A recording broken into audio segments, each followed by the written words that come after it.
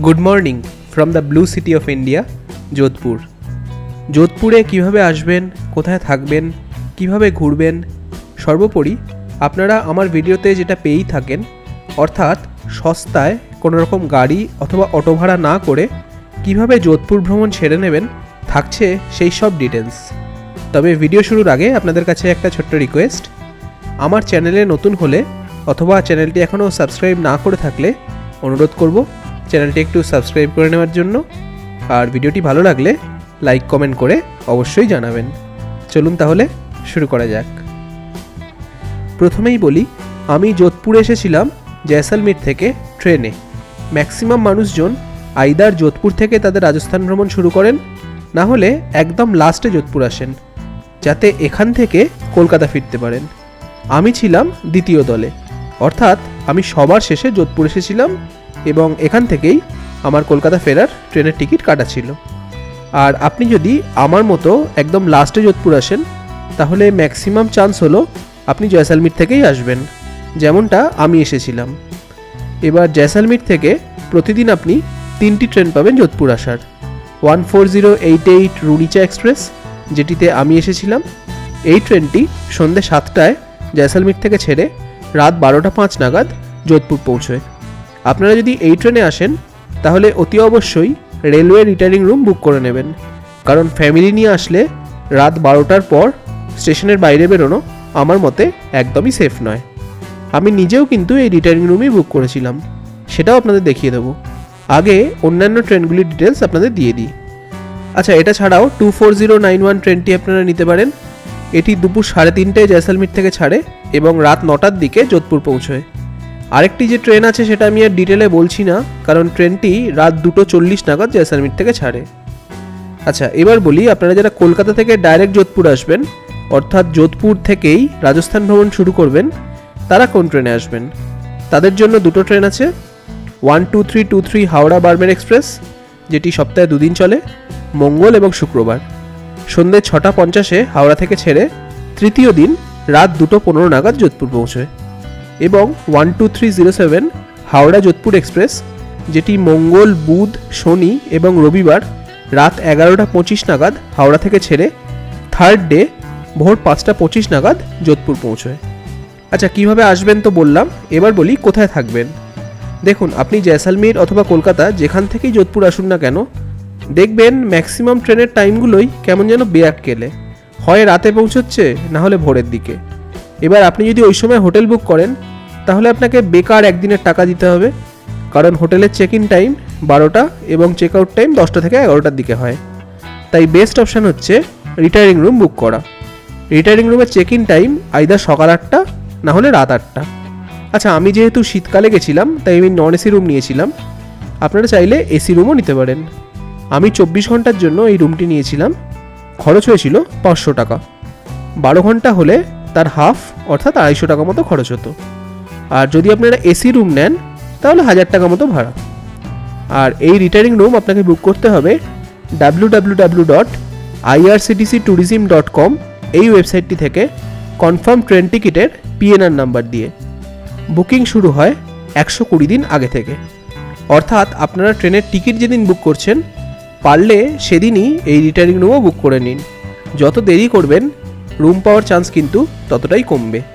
আর এই রিটার্নিং রুমে আপনারা মিনিমাম 12 ঘন্টা থেকে ম্যাক্সিমাম 48 ঘন্টা অবধি থাকতে পারেন। আচ্ছা, কিভাবে আসবেন, কোথায় থাকবেন, সবই তো বললাম। এবার চলুন যোধপুর শহরের দ্রষ্টব্য স্থানগুলি আপনাদের দেখিয়ে দিই, আর কিভাবে আপনারা ঘুরবেন সেটাও বলে দিই।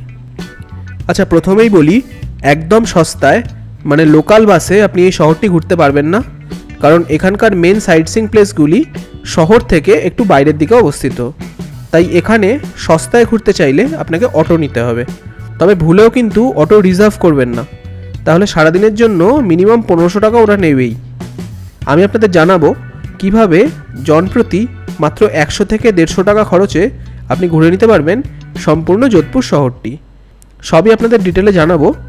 আপাতত আমরা আমাদের প্রথম গন্তব্যস্থল উমেদ ভবন প্যালেসে এসে পৌঁছে গেছি। চলুন একটু ঘুরে দেখে নিই আর আপনাদের কয়েকটা ইনফরমেশান দিয়ে দিই, তারপর আপনাদের এখানকার ইতিহাস জানাচ্ছি। আচ্ছা, উমেদ ভবন প্যালেসটি টোটাল 3টি ভাগে বিভক্ত। আমরা এখানে এসে যেটি দেখব সেটা হলো উমেদ ভবন প্যালেস মিউজিয়াম, যেটি সর্বসাধারণের জন্য উন্মুক্ত। আপনারা জানলে অবাক হবেন, এই পুরো প্যালেসটির মাত্র 5% এরিয়া জুড়ে আছে এই মিউজিয়ামটি, অর্থাৎ আপনাদের অ্যাক্সেস শুধুমাত্র এই 5% জায়গাতেই থাকবে। প্যালেসের 75% জায়গা জুড়ে আছে তাজ গ্রুপের বিলাসবহুল একটি হোটেল, আর বাকি 20% হলো এখানকার রাজা এবং তার ফ্যামিলি মেম্বারদের জন্য রেসিডেন্সিয়াল এরিয়া। আচ্ছা, মিউজিয়ামে প্রবেশ মূল্য ভারতীয়দের জন্য জনপ্রতি 60 টাকা এবং স্টুডেন্ট হলে জনপ্রতি 30 টাকা, আর ফরেনারদের 200 টাকা। আর প্রতিদিন সকাল 9টা থেকে বিকেল 5টা অবধি আপনারা এই মিউজিয়ামটি ভিজিট করতে পারেন। এই উমেদ ভবন প্যালেসের নির্মাণের ইতিহাসটি একজন সাধুর অভিশাপের সাথে যুক্ত। তিনি অভিশাপ দিয়েছিলেন রাঠোর রাজবংশের শাসনকালের পর যোধপুর শহর সম্মুখীন হবে এক ভয়াবহ খরার, এবং 1920-র দশকে যোধপুর শহর কিন্তু সত্যিই 3 বছর ধরে তীব্র খরা এবং দুর্ভিক্ষের সম্মুখীন হন। এলাকার কৃষকরা এই কষ্টের মুখোমুখি হয়ে তৎকালীন মহারাজা উমেদ সিংয়ের কাছে সাহায্য প্রার্থনা করেন। কৃষকদের সাহায্য করার জন্য মহারাজা একটি জমকালো প্রাসাদ নির্মাণের সিদ্ধান্ত নেন। তিনি হেনরি ভান ল্যাঙ্কাস্টারকে প্রাসাদের পরিকল্পনা প্রস্তুত করার জন্য স্থপতি হিসেবে দায়িত্ব দেন। এই প্রাসাদটি নির্মাণের প্রাথমিক উদ্দেশ্য ছিল এলাকার দুর্ভিক্ষপীড়িত কৃষকদের কর্মসংস্থান প্রদান করা। 1929 সালে এর ভিত্তিপ্রস্তর স্থাপন করা হয়েছিল এবং এর নির্মাণে 2000 থেকে 3000 জন লোক নিযুক্ত করা হয়েছিল। প্রাসাদটি নির্মাণে খরচ হয়েছিল আনুমানিক প্রায় 11 লক্ষ টাকা, এবং 1943 সালে যখন এটি খোলা হয়েছিল তখন এটি ছিল বিশ্বের বৃহত্তম রাজকীয় বাসস্থানগুলির মধ্যে একটি। উমেদ সিংয়ের নামানুসারে এই প্রাসাদটির নামকরণ করা হয়েছিল উমেদ ভবন প্যালেস, যিনি কিন্তু এই জায়গাটিতে মাত্র 4 বছর ছিলেন। 1947 সালে তিনি মারা যান। তাঁর স্থলাভিষিক্ত হনবন্ত সিংও অল্প বয়সেই মারা যান। তাঁর উত্তরসূরি দ্বিতীয় গজ সিং 1971 সালে এই প্রাসাদের মেন অংশটিকে হোটেলে রূপান্তরিত করার সিদ্ধান্ত নেন। উমেদ ভবন প্যালেস থেকে আপনাদের পরবর্তী গন্তব্য হবে যশবন্ত হাটা। এখানকার প্রবেশ মূল্য ইন্ডিয়ানদের জন্য 30 টাকা এবং ফরেনারদের জন্য 50 টাকা, এবং টাইমিং হলো সকাল 9টা থেকে বিকেল 5টা অবধি। চলুন এই জায়গাটির ব্যাপারে কয়েকটা ইনফরমেশন আপনাদের দিয়ে দিই, তারপর আপনারা কিভাবে সস্তায় যোধপুর ঘুরবেন সেই ব্যাপারটাও বলে দিচ্ছি। এই যশবন্ত হাটা কিন্তু আসলে একটি সেনোটাফ। এটি 1899 সালে যোধপুরের মহারাজা সর্দার সিং তার পিতা দ্বিতীয় যশবন্ত সিংয়ের স্মরণে নির্মাণ করেছিলেন, এবং আগেই বললাম এটি একটি সেনোটাফ, অর্থাৎ মারোয়ারের রাজকীয় রাজপুত পরিবারের শ্মশান হিসেবে এটি কাজ করে। এই নির্মাণটি মার্বেল এবং বেলে পাথর দিয়ে খুব সূক্ষ্মভাবে নির্মাণ করা হয়েছিল। আগ্রা তাজমহলের সাথে এই স্মৃতিস্তম্ভটির খুবই সাদৃশ্য পাওয়া যায়, সেই জন্য এটিকে মারোয়ারের তাজমহল হিসেবেও উল্লেখ করা হয়ে থাকে। এই যশবন্ত হাটার বাইরেটি যতটি সুন্দর, অভ্যন্তরটিও কিন্তু ততটাই চিত্তাকর্ষক। এর সুন্দর মার্বেল দেওয়াল এবং সিলিংগুলি জটিল নকশা এবং ভাস্কর্য সমন্বিত, এবং এই যশবন্ত হাটার চারপাশের বাগানটিও বেশ মনোমুগ্ধকর। এই যশবন্ত হাটা রাজপুতদের স্থাপত্যের উজ্জ্বলতার একটি চমৎকার উদাহরণ, এবং যোধপুর শহরের রাজপুতদের গৌরবময় অতীত এবং উত্তরাধিকার সম্পর্কে বিশদে জানার জন্য একটি দুর্দান্ত জায়গা। আচ্ছা, এবার আপনাদের বলে দিই কিভাবে আপনারা কম খরচে যোধপুর শহরটি ঘুরে দেখবেন। আপনারা ইউজ করবেন ওলা, উবের অথবা র্যাপিডো অ্যাপ। ওখানে ক্যাব চুজ করলে কিন্তু আপনাদের খরচ অনেকটা বেড়ে যাবে, তাই কমে ঘুরতে চাইলে আপনারা অটো সিলেক্ট করবেন। আচ্ছা, আমি যেমন আপনাদের দেখালাম, আমি যোধপুর রেলওয়ে স্টেশনের রিটায়ারিং রুমে ছিলাম। আমি ধরে নিচ্ছি আপনারাও রিটায়ারিং রুমেই থাকবেন অথবা স্টেশনের আশেপাশে কোনো হোটেলে থাকবেন। তো প্রথমেই আপনারা রেলওয়ে স্টেশন থেকে যাবেন উমেদ ভবন প্যালেস, তারপর উমেদ ভবন প্যালেস থেকে যশবন্ত হাটা, এবং সেখান থেকে মেহরানগড় ফোর্ট অর্থাৎ যোধপুর ফোর্ট, যেখানে আমি এখন যাচ্ছি। তারপর ফোর্ট দেখে নিয়ে আপনি ফিরে আসবেন আবার রেলওয়ে স্টেশনে। আমি টোটাল ভাড়াগুলো আপনাদের বলে দিচ্ছি। স্টেশন থেকে উমেদ ভবন প্যালেস 90 টাকা, উমেদ ভবন প্যালেস থেকে যশবন্ত হাটা 90 টাকা, যশবন্ত হাটা থেকে যোধপুর ফোর্ট অর্থাৎ মেহরানগড় ফোর্ট 50 টাকা, মেহরানগড় ফোর্ট থেকে আবার রেলওয়ে স্টেশন ব্যাক 70 টাকা, অর্থাৎ টোটাল আপনাদের খরচ হবে মাত্র 300 টাকা। এবার আপনারা যদি 3 জন থাকেন তাহলে জনপ্রতি খরচ হবে মাত্র 100 টাকা, 2 জন থাকলে 150 টাকা, আর যদি আপনারা 4 জন হন তাহলে তো আরও কম, জনপ্রতি মাত্র 75 টাকায় আপনারা ঘুরে নেবেন যোধপুর শহরটি। এবার আপনারা হয়তো ভাবছেন একটা অটোতে 4 জন কীভাবে হবে। এই যে দেখুন, আপনি যেখানে বসবেন তার উল্টো দিকে এরকম জায়গা করা আছে যেখানে আপনারা একজন কিন্তু ইজিলি বসে যেতে পারবেন। আচ্ছা, কথা বলতে বলতে পৌঁছে গেছি যোধপুরের মেইন অ্যাট্রাকশন মেহেরানগড় ফোর্টে। চলুন আগে ইম্পর্টেন্ট ইনফরমেশনগুলো আপনাদের দিয়ে দিই, তারপর এখানকার হিস্ট্রি আপনাদের জানাবো।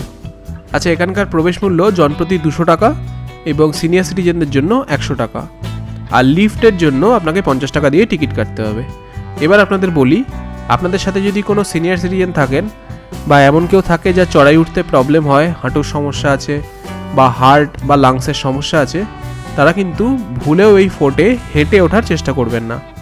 লিফটের টিকিট কেটে নেবেন 50 টাকা দিয়ে, কারণ এই ফোর্টে কিন্তু মারাত্মক চড়াই রাস্তা আছে, আপনারা দেখতেই পাচ্ছেন রাস্তাটা, এবং এটা কিন্তু অল্প একটু নয়, অনেকটা রাস্তা এরকম চড়াই। আমি পিঠে একটা 5 কেজির ব্যাগ নিয়ে উঠেছিলাম, আমার কিন্তু উঠতে যথেষ্ট বেগ পেতে হয়েছিল, তাই আমার মতে একটু খরচ করে 50 টাকা দিয়ে লিফটের টিকিট কেটে নেওয়াই বেটার।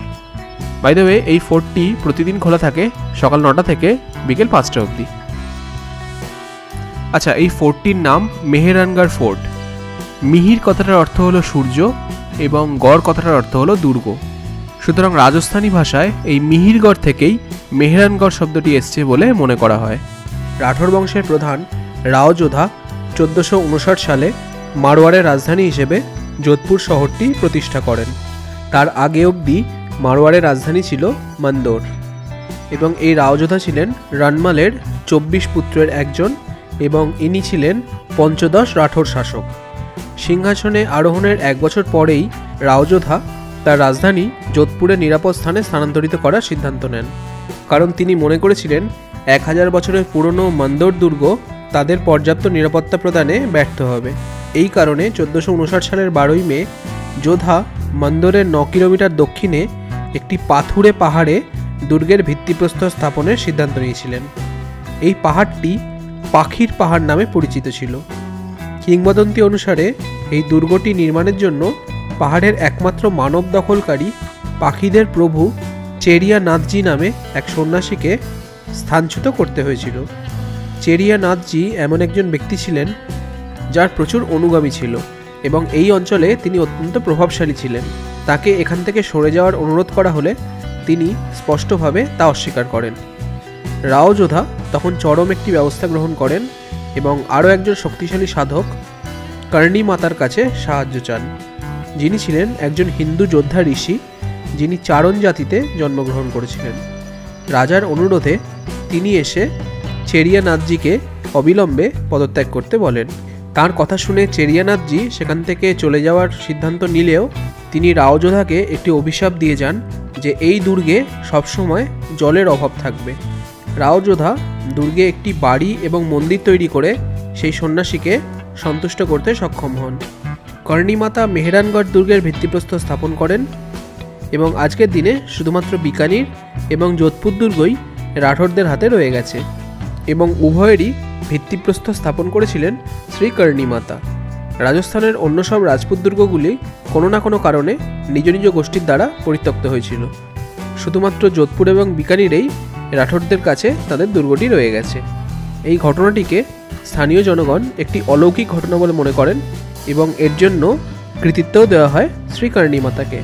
যদিও এটি 1459 সালে রাঠোর বংশের রাজপুত শাসক রাওযোধা দ্বারা নির্মিত হয়েছিল, কিন্তু এখন আপনারা যে কেল্লাটি দেখতে পাবেন তার অধিকাংশই এই রাওযোধার উত্তরসূরিদের দ্বারা নির্মিত। আর এই দুর্গে টোটাল 7টি দরজা রয়েছে, যার মধ্যে প্রধান প্রবেশদ্বারটি হল জয়পোল অর্থাৎ বিজয়ের দ্বার। মহারাজা মান সিং 1806 সালে জয়পুর এবং বিকানিরের সেনাবাহিনীর বিরুদ্ধে তার বিজয়ের স্মৃতি উদ্দেশ্যে এটি নির্মাণ করেন।